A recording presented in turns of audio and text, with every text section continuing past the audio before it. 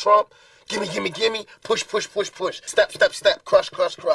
That's how it all is. And it's like, nobody ever stopped. Just, I feel like, instead of us just being like, slavery's bad, bad whitey. I mean, all right, let's stop that. And everybody's smart enough to know that, we've been slighted. I agree, because that's basically capitalism. I've always said that America is capitalism on steroids. Like, there are capitalist societies, right? But I think America is capitalism on steroids. And what he was saying about Trump was very true.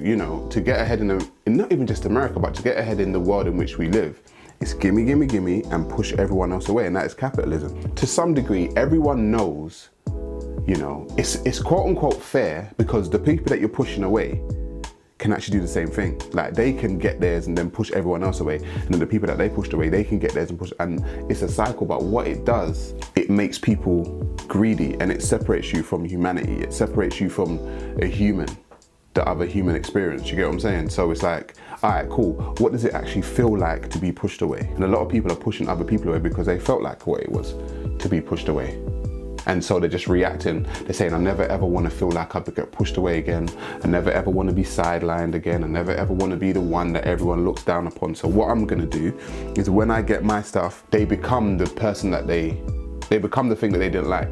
For us to be on our own 2 feet, we do need help, because we have been here. We have been a good friend. If you want to make it a relationship type thing, we have been there, and now we deserve our payback. It's like, you got a friend that you don't never look out for. You dressed up in jewels. Now America's got jewels, and they paid and everything, and they lending money to everybody except us. And it's like, everybody need a little help on their way to being, self-reliant.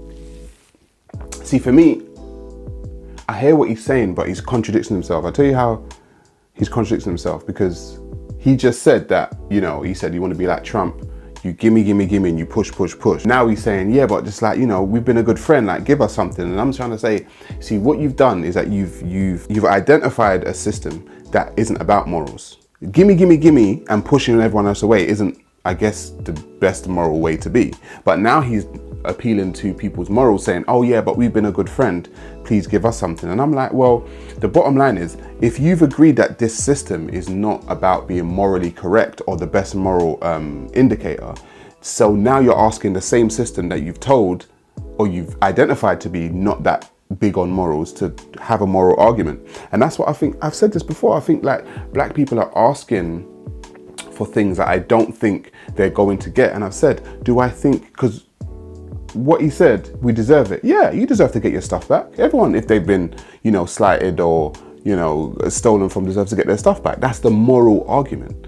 But you're not dealing with a moral system, so it has no obligation to actually give your stuff back. Folks, I gotta tell you the truth. When it comes to bullshit, big time, major league bullshit, you have to stand in awe. In awe of the all-time champion of false promises and exaggerated claims, religion. No contest. No contest. Religion easily has the greatest bullshit story ever told. Exactly. Think about it. Religion has actually convinced people that there's an invisible man living in the sky who watches everything you do every minute of every day. And the invisible man has a special list of 10 things he does not want you to do. Oh, man. And if you do any of these 10 things, he has a special place full of fire and smoke and burning and torture and anguish, where he will send you to live and suffer and burn and choke and scream and cry forever and ever till the end of time. But he loves you. Don't get me started. They say many of, like, a true word are said in jest, innit? People say God is love. Well, it depends on what, religion you're talking about. Let's say the Christian God. The Christian God is love and all this kind of stuff. Like he said, like, he loves you, but he wants you to burn forever and ever and ever for eternity if you don't follow him. I've got my own son and I love him dearly. And under no circumstances would I want him to be tortured forever. This for me shows how you can't, people have attempted to anthropomorphize, of what God is, like make God a human being. Because that's what they say. They say, oh, but you're a father, what would you do if your child they disobeyed you, and, you would want them to, get punishment. And I'm like, yeah, punishment. I punish my child, but I don't torture my child. There's actually a difference. And it's like people have actually mistaken like punishment for torture, like an eternal hell. Plus the ego of that individual is just crazy to say, follow me or else. If you go along with the story, which I totally get is bullshit. If you go along with the story, you said, okay, I created everything and I know everything's gonna go crazy.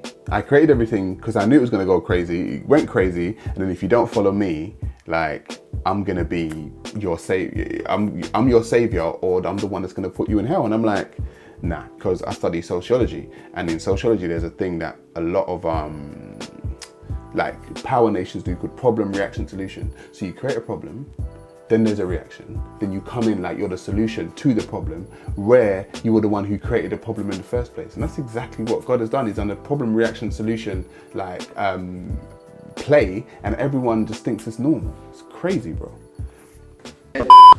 Raw? Yeah. Paint? Yeah. What the fuck is that gonna get me? That shit about to put food on my fucking mom's table? Huh? That shit gonna pay the fucking bills? You need to be a gangster. You need to be a killer, little yummy, huh? You need them.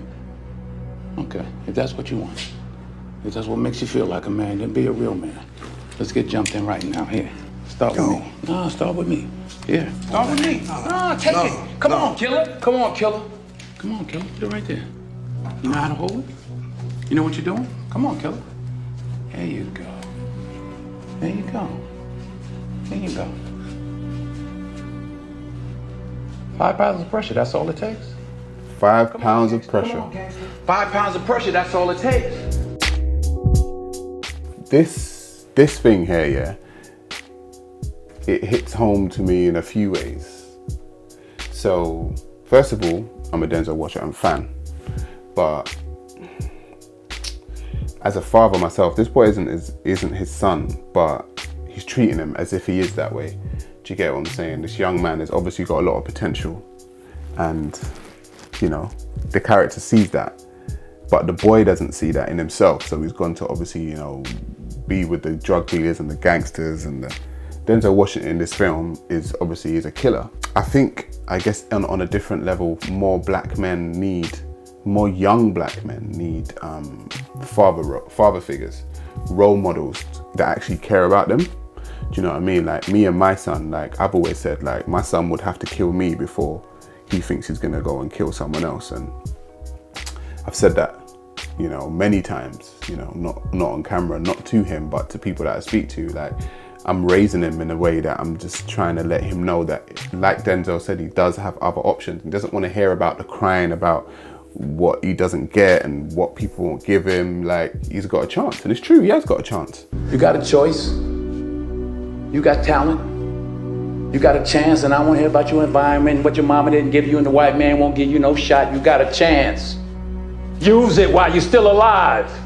There are opportunities out there, and you need to actually just, for me, young black men need other black men to sit down with them and plot a journey.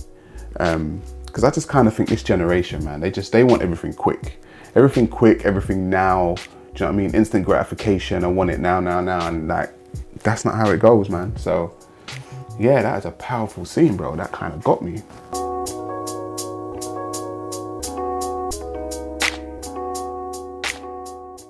My poor little children will one day live in a nation where they will not be judged by the color of their skin, but by the content of their character. I have a dream today.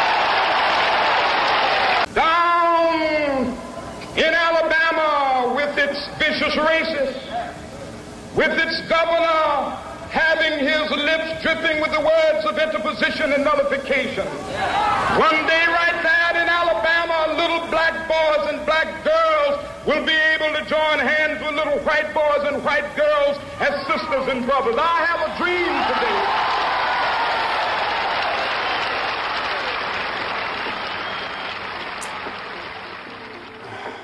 I think to some degree, Martin Luther King's dream has been realized. To some degree. And I think that on some levels it hasn't been realized. I said that America's history started with a lot of bloodshed and a lot of colonization, slavery, and leading up to Martin Luther King's speech, like, black people in America are still dealing with that history. History should be spoken about as in something to learn from. History shouldn't be spoken about to dwell on, but history should never ever be forgotten either. I don't think history should be forgotten, but I don't think you should dwell on history, and I don't think you should stay there. Do little boys and black boys and girls and hold hands? Yes, they do. Does America, in my opinion, still have a racism problem? Yes, it does. So I think not just America, but I think the whole world's got a way to go. And my whole thing with black people is we are not going to get where we need to get to if we don't do it ourselves. Just like earlier on when Tupac was asking a little bit of help for black people, I don't think, like I said, knowing the system that you're in is arming yourself with the knowledge of knowing how to treat the system or make your way through the system. The system is not obligated to give you anything, though you may be owed it. There are many people that are owed things but don't get them. Martin Luther King's speech, going back to it, some of it has been realized, some of it hasn't. But I will say that black people, we need to get back on our shit. I've said that slavery and colonialism was only an interruption into the history of black people, because black people existed and had civilizations way before being enslaved and colonized by Arabs and Europeans, and we will have a history way after being colonized by blacks and Europeans. But that future is down to us. That future is definitely down to us and how we view ourselves and what we are willing to do. Yeah, big up Martin Luther King. And some of your dream has been realized, Mr. King, but there's a long way to go.